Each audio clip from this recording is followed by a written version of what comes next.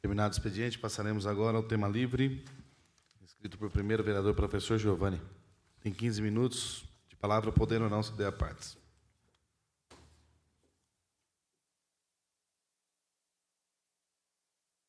Senhor presidente, pastor Kennedy, senhores vereadores, plateia aqui presente, boa noite. Eu começo falando desta última moção que foi apresentada pelo vereador Paulinho Marrom. Eu deixei para falar aqui porque isso vai dar introdução a uma questão que eu acho, aprovei a moção e acho muito importante esse reconhecimento do trabalho das pessoas para a comunidade.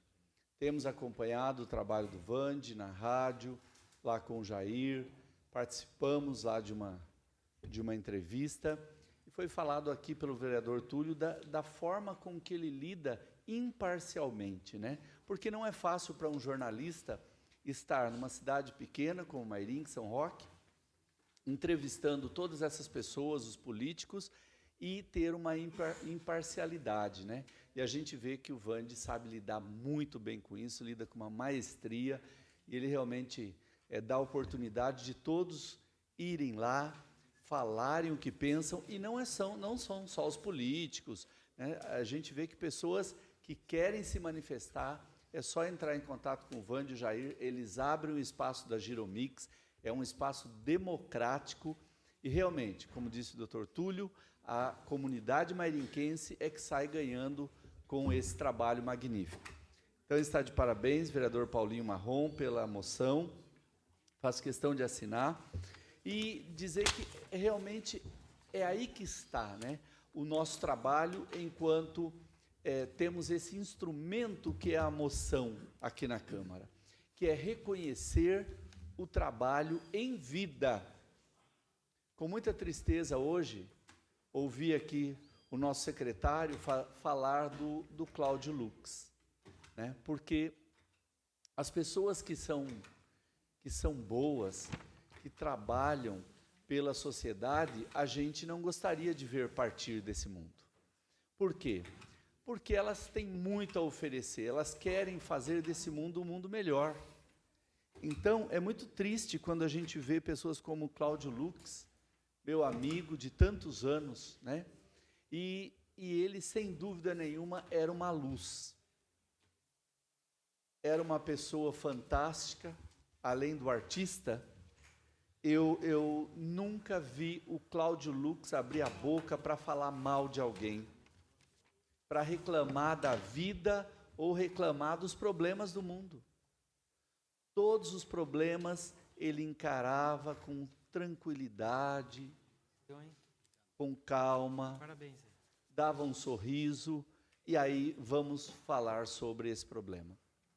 Então, a gente precisa estar reconhecendo as pessoas que têm uma luta na nossa sociedade para melhorar esse mundo, e o Cláudio, infelizmente, eu fiz essa homenagem, que foi a moção de pesar, tarde demais, né? Poderia ter tido todo esse currículo para homenageá-lo em vida. É uma lição que fica para a gente, né? Falando no Cláudio, que, né, como artista dedicado, todas as questões do município aí em relação à arte ajudou muita gente, falar do folclore. O folclore brasileiro, que é o conjunto das nossas crenças e lendas, está morrendo.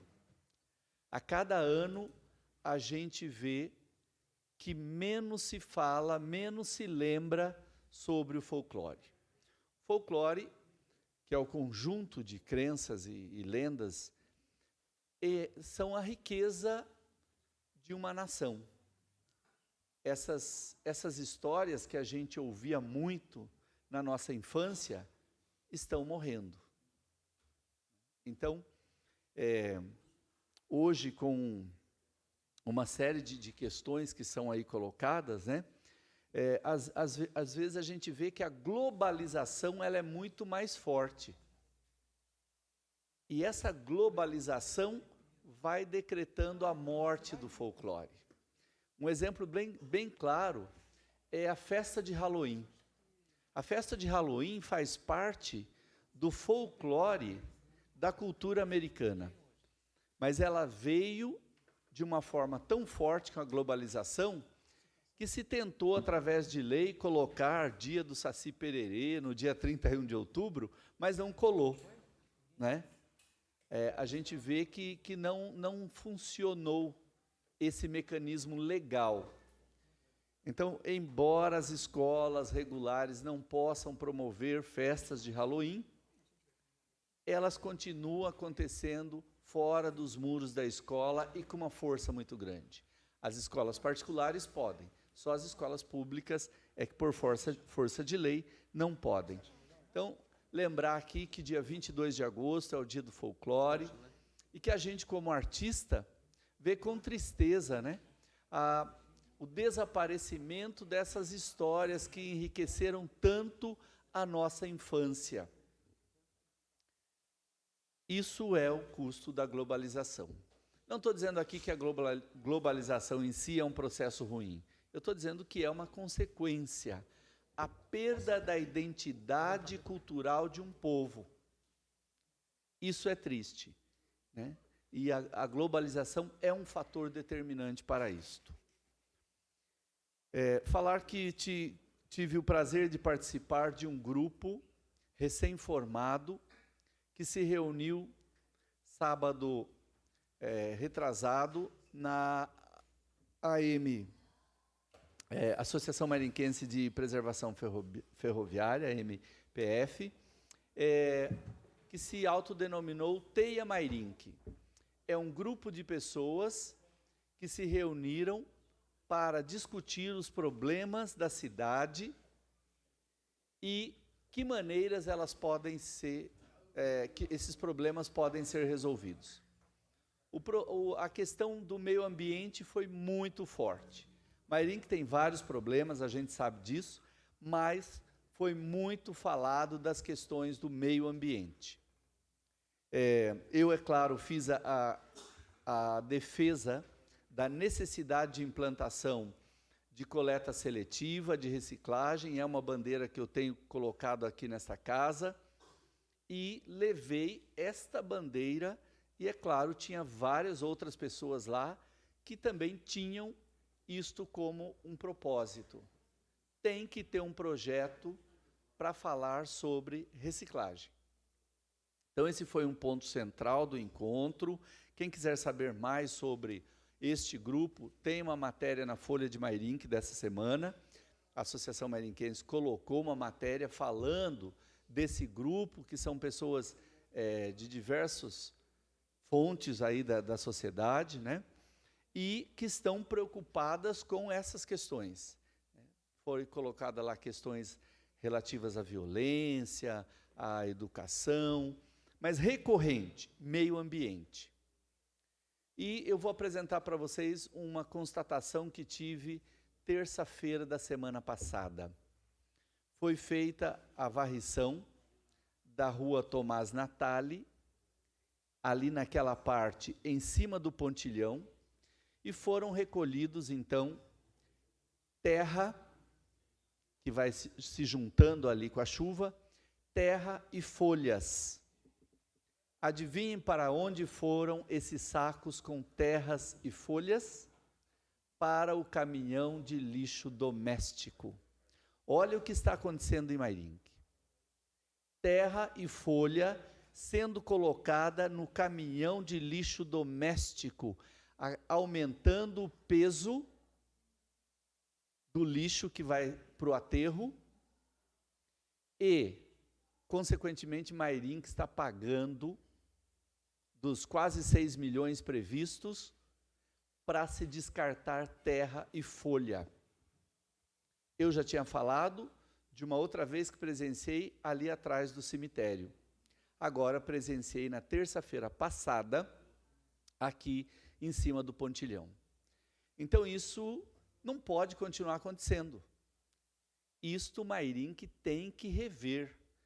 Eu vi aqui uma matéria sobre Mairink participou de uma reunião em Sorocaba, onde houve um termo de cooperação entre os municípios com outras abordagens, né?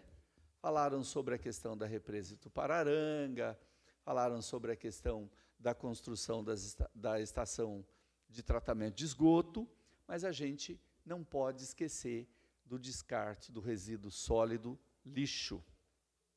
Sem falar em outras questões, que a população continua depositando móveis velhos na beira das estradas, em terrenos baldios. Nós temos que pensar numa saída para isso. Mairink não pode continuar com essas práticas e não ter uma ação do poder público. Quando eu digo poder público, nós estamos juntos. Estamos juntos nessa empreitada.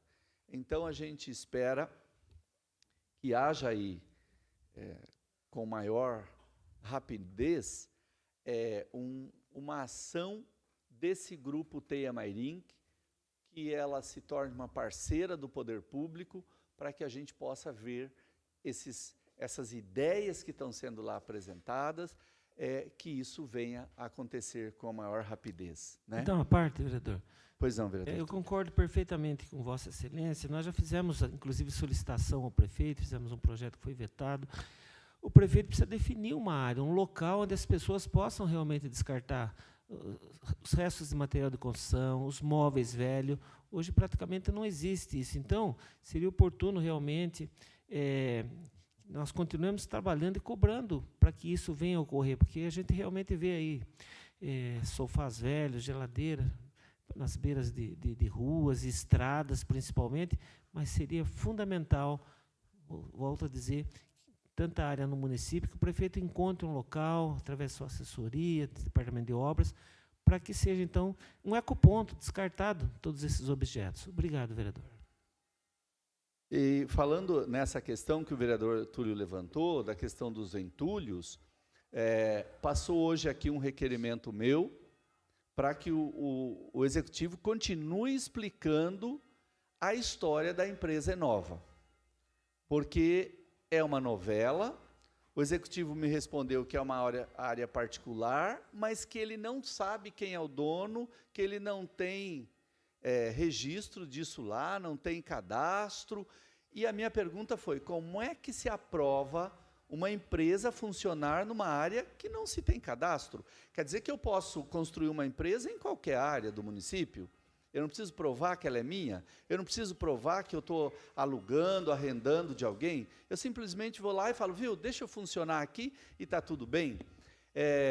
Sobre essa empresa, é uma novela, estou acompanhando cada situação, já foi denunciado ao Ministério Público, já foi denunciado a CETESB, que já veio e já deu ordem de fechar. A CETESB já veio lá, não pode colocar entulho, enterrar entulho no município sem ter uma aprovação da CETESB. Para os senhores terem uma ideia, a empresa está aprovada para funcionar numa área de menos de 100 metros quadrados. E ela hoje está se alastrando para um espaço enorme. Então, a gente vai continuar acompanhando essa situação. O Ministério Público já está trabalhando em cima disso, né? A gente não ia ficar esperando vir requerimento, essa morosidade toda. Então, o Ministério Público já está funcionando, a CETESB já veio, já emitiu um parecer dizendo que está irregular, e a empresa continua trabalhando. Todos os dias, dezenas de caminhões com entulho estão sendo depositados lá, e isso depois, é claro, vai ter consequências para os responsáveis. E para finalizar, estamos acompanhando, vereador Rafael da Hípica, a sua indicação para o Executivo sobre o projeto das drogas, sobre o projeto tão importante, que é a campanha de drogas nas escolas. Temos que falar, e não é para adolescente, temos que falar para criança sobre drogas. É assim que nós vamos lá no futuro colher os frutos dessa situação. Esperamos que o senhor prefeito e sua equipe tenham a sensibilidade de enviar para esta casa um projeto propondo, então, esta ação nas escolas municipais, porque senão nós vamos continuar enxugando gelo, que é o termo utilizado pela polícia, que prende e, dali a pouco, esse adolescente está na rua de novo, praticando os mesmos crimes, né, de tráfico, de uso de entorpecentes, e aí a polícia tem um termo que ela usa, que é enxugando gelo, o que é muito triste, mas a gente espera ver essa situação revertida. Boa noite a todos.